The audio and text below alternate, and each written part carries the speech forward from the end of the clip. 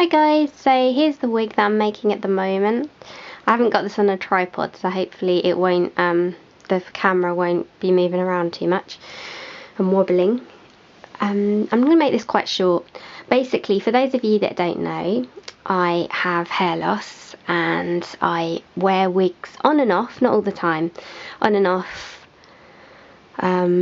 to kind of give me nice long hair. Usually I don't go for short wigs so much because my bio hair, my own hair, I have in a very short, like a pixie kind of style, and basically that's because I find that it works better for me that way. When you've not got a lot of hair and you've got like balding or thinning areas, I think it's sometimes nicer and easier to just let your hair be really short, and if you want to have longer hair, then wear hair pieces or wear a wig or whatever. So my requirements in a wig are slightly different to other people's. One of the reasons that I've decided to make my own is because I actually have a medical problem that has caused my skull to enlarge and to get bigger as an adult, and I found that I went from being able to wear like a stock medium wig to not even being able to wear a large, not because my circumference is big, but my measurement from temple to temple around the back of the head here is very, very big. And on a shaitel type of wig, which is the kind of silk top regular wigs that you just can put on every day, you don't have to bond or anything, I don't fit a stock in those wigs in general, because this measurement, even if all the other measurements are correct, this measurement is about that much too short on either side. So because of that, I decided, well, I'm going to make my own, because I can't afford to pay somebody thousands of pounds or dollars to make me a wig. I may be getting myself a custom wig from Fortune Wigs at some point, which will be made to size, but will be significantly cheaper than the ones which you would get from the Virgin European human hair line. It will be probably made from Mongolian hair, so we'll have to see about that. I'm kind of saving up at the moment, just because I want to have like different options. But to come back to this, what I'm doing here, so this is not a lace front or a full lace wig. It's fully hand tied, the whole thing. I'm not using wefts at all, but the construction, the edges are seamed. There is no raw lace, so the front will not be a realistic hairline in the sense that I'm not bonding it down. So I will probably have some kind of swoop bang or something, or some bangs to hide this, because obviously that will be visible otherwise. This I've created, like, I don't know if you can see, but there's a slightly darker area there, and I've basically on either side created a pocket on the inside of the lace, and I'm going to put some springs into there, so hopefully that will give me more rigidity sorry, rigidity, so that it holds better to my head, because this is, I would say it's slightly too big.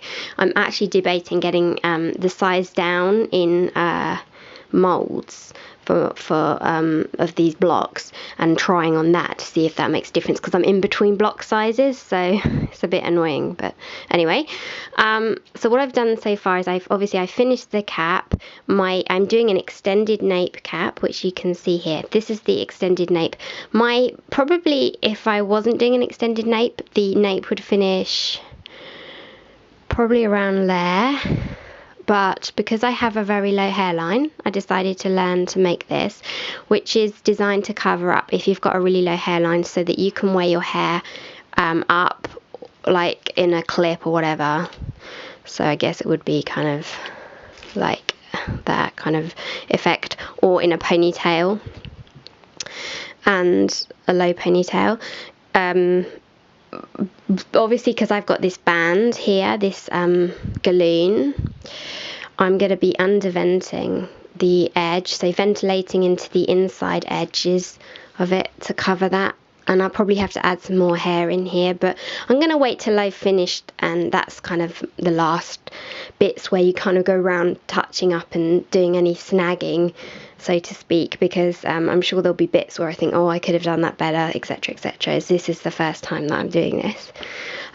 So I've ventilated all this, and I'm ventilating, trying to ventilate, I should say, a light to medium density. I think that actually in reality the first inch probably of this is light, and the actual next part is very light. If I come in a bit closer, I don't want to go out of focus, but you can probably see it's actually not that dense in there. It's just that because the hair is long, it covers over where you ventilated, so it makes it look thicker than it is. I'm going to just put this down a second, then I'll part the hair so you can see. So if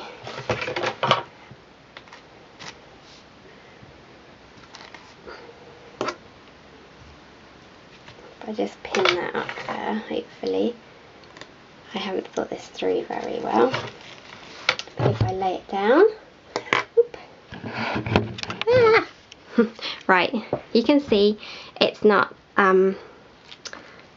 over dense there, and I have allowed a few greys or whites or whatever, because this is processed hair, it's not good hair.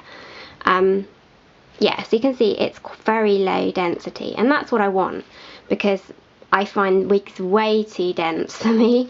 That really irritates me. Every time I buy one, it's like crazy. It looks like I look like Cousin It or Attila the Hun or whatever. So I'm just trying to keep it as light as possible, really, without, you know, while still covering obviously the base material. So that's where I'm at with it, really. Lots more to do, very slow progress, but I'm getting there. And as you can see, I mean, where I've actually ventilated, you can see how light it is here. And I know that for most people they probably would want way more hair, but that's just how I am. I just like it really light and natural looking. So we'll see, and obviously I'm learning, so I'm learning how much I need to put in there. It's not necessarily obvious when you're making these, but I think that less is more at the moment, and I can always add more hair if I really, really wanted to. But to be honest, if it isn't quite right, I'll probably just make another one. As for the actual hair itself, I didn't buy this for wig making specifically. It's come off of a wig that I bought, and I was sold a duffer. I was sold one by Studio Hair, and I knew that it would probably be wrong, but when I got it, it was so wrong. It had like the most hair I've ever seen on a wig. It had like double the amount of hair that I would ever want on a wig. If you look on my blog, I show you the wig that I've cut this hair from and how I'm going about removing the hair and so on and so forth. So if you're interested, have a look on my blog. I think it's about 3 or 4 posts ago that I posted it on there. It's quite interesting if that's something that you're looking at doing. If I were making myself a wig and I actually had made some wigs and I knew what I was doing and so on and so forth, I would save up, I would spend the money to buy European hair, virgin hair, because obviously that's the closest hair to my hair. But because I don't have a lot of money, and because I'm learning and I don't want to spend hundreds of pounds on hair and then do it wrongly at this stage, I would be very upset if I did that. I've decided to just do it this way and use this this hair, which is okay, you know, it's just processed hair like you get on a lace wig a lot of the time. So, and there's plenty of it for me to play with. I do actually have some better hair that I probably will ventilate with at some point, but I just wanted to like learn with this first, so we'll see. Anyway, I hope this was interesting, and I will be back with another video shortly. Bye!